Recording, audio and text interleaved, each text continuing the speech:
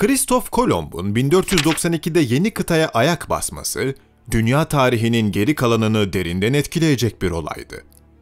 Bu ayak basışın ve devamındaki keşiflerin iki lokomotif gücü olan İspanya ve Portekiz, yeni dünyadaki zenginlikleri kendi aralarında bölüşüp yerli halkı ve kıtanın kaynaklarını sömürmeye başladılar.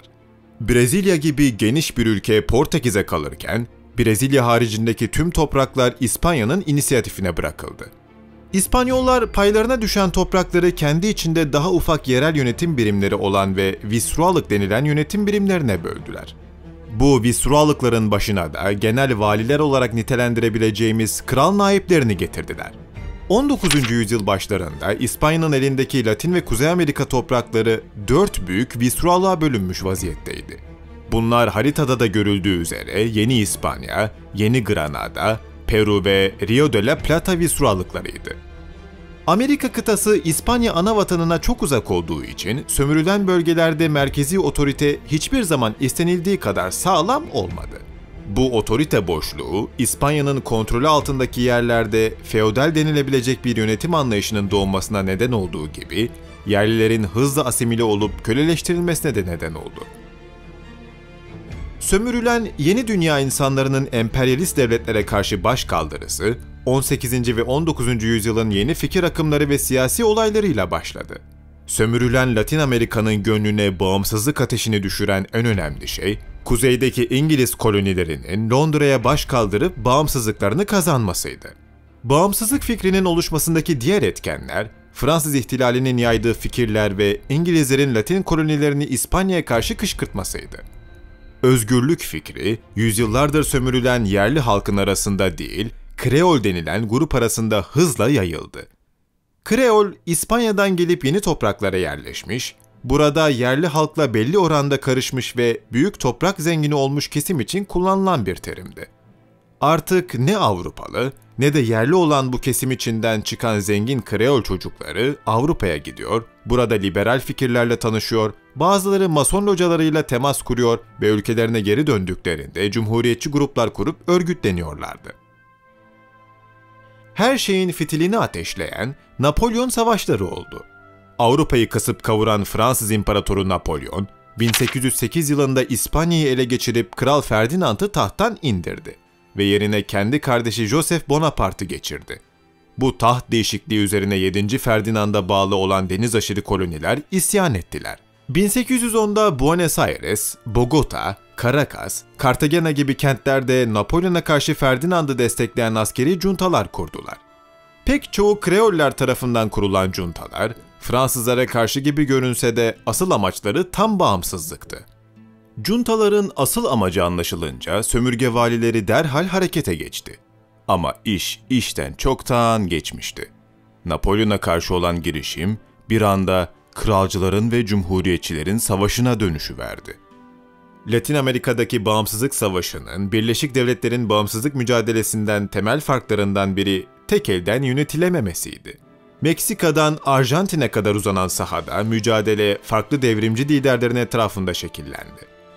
Latinlerin onları birleştirecek bir George Washington'ı yoktu. Ama devrim ruhunu taşıyan Francisco de Miranda ve Simón Bolívar'ları vardı.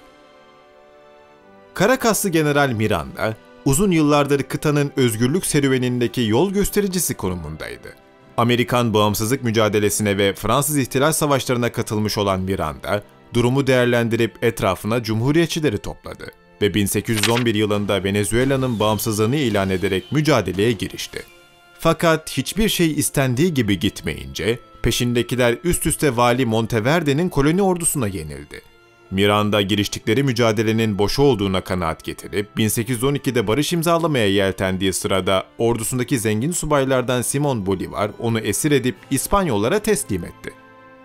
Bir cumhuriyetçi olan Simon'un kralcılar lehine olan bu hareketi, onun gerçek emelleri hakkında tarihçileri şüpheye düşürse de bu hadise onun hayatında bir dönüm noktası oldu. Generali teslim etmesi sayesinde kolayca Kolombiya'ya geçmesine izin verilen Simon, Miranda'nın yarım bıraktığı işi kendi üzerine alıp İspanyol hükümetini devirmek için kolları sıvadı. Cartagena Manifestosunu yayınlayıp tüm kıtaya İspanyollara karşı birleşme çağrısı yaptı. Etrafında topladığı birliklerle Venezuela'ya doğru hareket edip yolda Trujillo kararnamesini yayınladı. Bu kararnameyle ölümüne savaş tezini ortaya atıp savaşın kralcılar ve cumhuriyetçiler arasında değil, İspanyollarla Amerikalılar arasında olduğunu ilan edip işi milliyetçi bir çizgiye çekmeyi başardı. Çetin bir sefer neticesinde 1813'te Caracas'a girip ikinci kez Venezuela'nın bağımsızlığını ilan etti. Şehre girerken halk Bolívar'ı El Libertador, yani kurtarıcı unvanıyla selamlıyordu. Simón bel bağladığı halk desteğini bir türlü alamadı. Üstüne Avrupa kıtasındaki durumlar da değişmişti. Kral Ferdinand tekrardan tahtını ele geçirmiş ve kolonilerdeki cumhuriyetçileri bertaraf etmek için bölgeye ordu yollamıştı. Gelişmelerin akabinde Caracas'tan çıkarılan Bolívar, 1814'te 2. Cumhuriyet'in sonunu görüp İngiliz denetimindeki Jamaika'ya kaçtı. Oradan da Haiti'ye gitti. "Benim vatanım Venezuela değil, tüm Amerika'dır" diyen devrimci lider, işin peşini bırakmaya hiç de niyetli değildi. Bu sefer ardına Haiti lideri Alexander Petio'nun desteğini aldı. Üstelik Napolyon savaşlarından sonra İngilizlerin İspanyol kolonilerine ve Bolívar'a el altından verdiği maddi destek de artmıştı. Toparlanan general, 1817'de Yeni Granada seferi neticesinde Angostura'yı alıp 1819'da 3. Venezuela Cumhuriyeti'ni ilan etti. Ardından bugünkü Kolombiya'ya ilerledi. Ant Dağları'nı aştı. İspanyol kuvvetlerini Ağustos 1819'da Boyaca Muharebesi'nde ağır bir yenilgiye uğrattı. Oradan bölgenin yönetim merkezi Bogota'ya girmeyi başardı.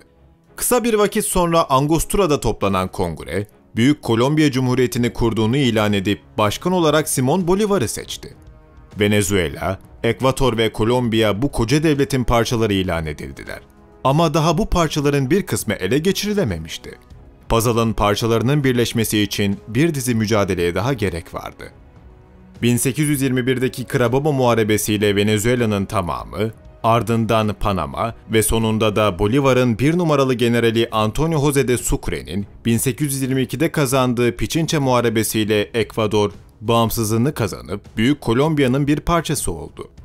Bu son katılımla beraber Bolívar hayalini kurduğu Birleşik Amerika'ya bir adım daha yaklaştı.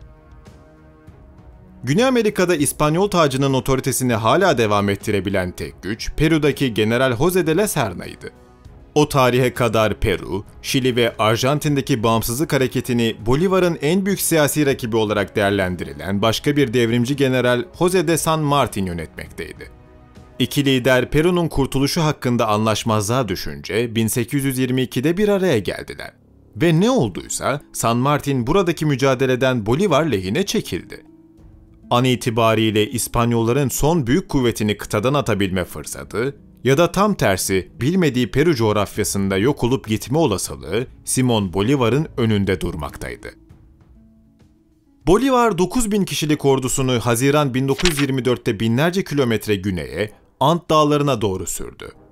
Ordusu deneyimli kıtalardan oluşmaktaydı. Bu kıtaların arasında İngiliz ve İrlandalı paralı askerler de mevcuttu. İspanyol General de la Serna da 10.000 kişinin biraz üstündeki ordusuyla yüksek ülke Peru'da düşmanını beklemekteydi. Büyük Kolombiya ordusunun ilk hedefi Canterak komutasındaki 1300'ü süvari 4.000 kişilik öncü birliği oldu.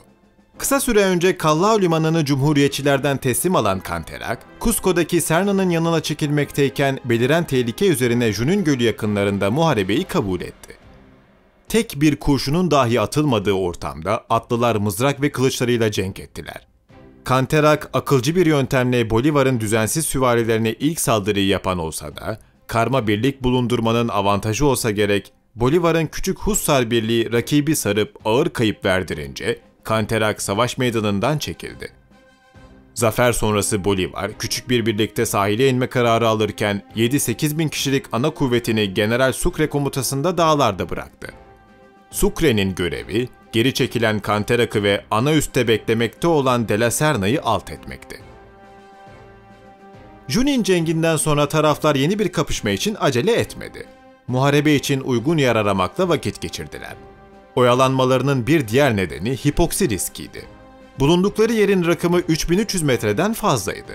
Bu denli yüksek irtifada hipoksi yani oksijen azlığı en büyük sorundu. Savaş pilotlarının bu yükseklikte oksijen maskesi taktığını düşünürsek, durumun nedenli ciddi olduğunu daha iyi kavrayabiliriz. Oksijen yetersizliği hem fiziksel hem de akli yetilerin üzerinde derin etkiler bıraktığı için iki tarafın generali de askerleri bu ortama alışıncaya kadar haftalarca yaylalarda sefil bir şekilde koşturup durdu. Bir asker için aylarca erzağın ve cephanenin giderek azaldığı zor koşullarda savrulmaktan daha yıkıcı olan tek şey, savaş meydanında meçhul düşmekti. 1824 sonuna doğru De la Serna, Sucre'nin ordusuyla sahil arasında kendisini konumlandırarak uygun bir savaş noktasına rakibini çekti. Sucre de Aralık'ta nihai muharebe için rakibin seçtiği Ayacucho'ya geldi. Tarafların kuvvetleri genelde aynı birliklerden müteşekkildi. Farklı tek asker tipi Sucre'nin saflarındaki Lanero süvarileriydi. Lanero'lar Güney Amerika'nın kovboylarıydı. Hafif süvarinin en hafifi denilen bu düzensiz askerler, zırh yerine panço benzeri bir kıyafet giyerler, hasır şapka takarlar, silah olarak kement ve uzun mızrak kullanırlar, ateşli silah namına tek atımlık filinta kullanırlardı. Vahşi atlarına eğersiz binerler, atların boynuna sarılır ve mızraklarıyla saldırırlardı. Onları rakip süvariden avantajlı kılan şey binekti. İspanyolların safındaki Avrupa tipi süvariler, yıllardır eğittikleri atlarına çok değer verirler ve onları olabildiğince darbeden sakınırlardı.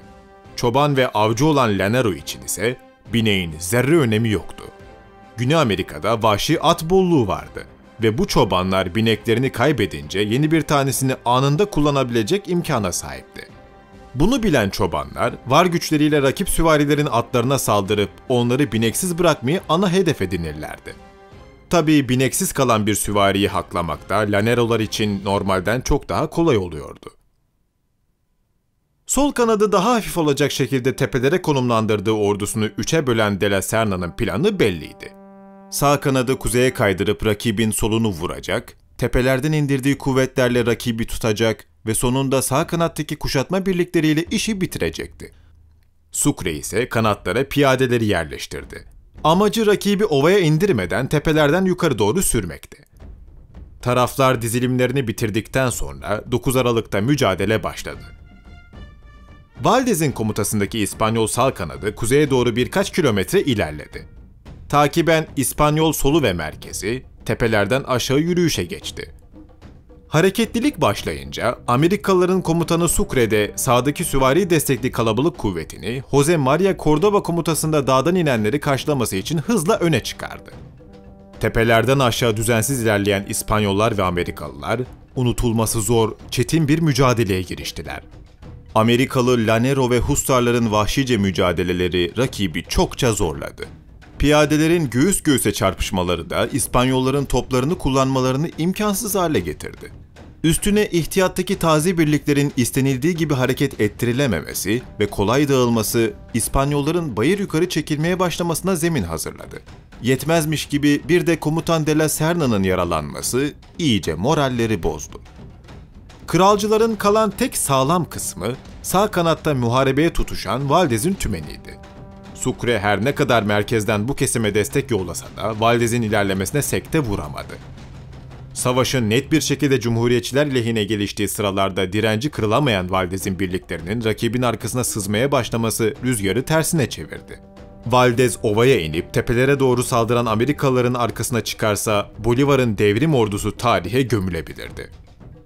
Bu esnada hala savaşa girmemiş olan İngiliz General Miller, emir beklemeksizin süvarileriyle Valdez'in üzerine atıldı. Dengenin kurulmasından sonra Sucre son bir hamleyle sol kanadı çökmüş düşmanının tepelerde yeni bir hat kurmasını engelleyince İspanyollar için kaçışmaktan başka yapacak bir şey kalmadı. Savaşmaya niyetli olan birkaç yüz adam da komutanları De la Serna'nın yaralandıktan sonra esir düştüğünü öğrenince teslim oldu. Kralcıların 2-3 bin, Cumhuriyetçilerin ise 1000 kayıp verdiği bu muharebe sonrası zafer, Güney Amerika'yı özgürlüğe götüren Bolívarcıların olmuş, İspanyollar kıtadan tamamen atılmışlardı. Peru ve kısa süre sonra Peru'dan bölünen Bolivya, Avrupalıların atılmasından sonra bağımsız oldu. Fakat her devrim kendi çocuğunu yer ilkesi her zamanki gibi çalıştı ve Simón Bolívar'ın düşüşü çok hızlı oldu. Hayalindeki Birleşik Amerika'yı kurmayı kenara bırakın, daha hayattayken kurduğu yapı parçalanmaya başladı. Tek elden yönetilemeyen bağımsızlık mücadelesi, ekonomik darboğaz, çıkar çatışmaları ve yerel kavgalardan dolayı sükuta uğradı. Hayallerine elindeki gücü arttırarak ulaşmaya çalışan Bolívar, önce halkın desteğini kaybetti. Ardından en yakın adamlarının dahi kendisine sırt çevirmesiyle yalnızlığa itildi. Yaptığı onca şey ve bağımsızlığa liderlik etmesine rağmen El Libertador, 1830'da istifaya zorlandı ve sürgün edildiği yere gitmek için hazırlık yaptığı sırada uzun süredir müzdarip olduğu hastalıktan dolayı hayata gözlerini yumdu. Bolívar ölümünden bu yana pek çok kişi tarafından farklı şekillerde değerlendirildi. Bazılarına göre o bir devrimci, cumhuriyetçi, kurtarıcı, büyük bir general, ulu bir lider, Latin Amerikalıları özgürleştiren bir kahramanken, kimilerine göre Kreol burjuvazisini güçlendiren bir yalancı, sahtekar bir devrimci, diktatör, çıkarcı bir sömürge beyi, kıtadan İspanyolları çıkarıp yerine İngiliz ve ABD'lileri sokan bir kukla ve çakma bir Napolyon'du.